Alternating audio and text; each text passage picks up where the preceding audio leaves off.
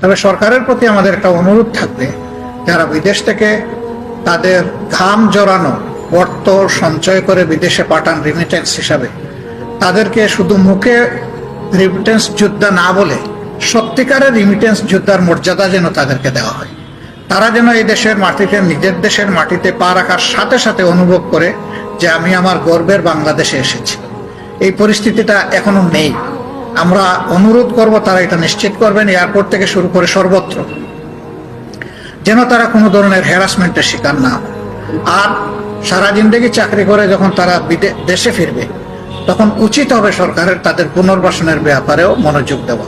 তবে এই সরকারই সব পারবে না, কিন্তু আগামী সরকার যারা আসবেন তারা তাদের অবদানের স্বীকৃতি দিয়ে তাদেরকে যেন মূল্যায়ন করে, এটা আমরা অনুরোধ করব। আমি আপনাদের মাধ্যমে প্রিয় দেশবাসীকে বলতে চাই যে দেশটা আমাদের সবার।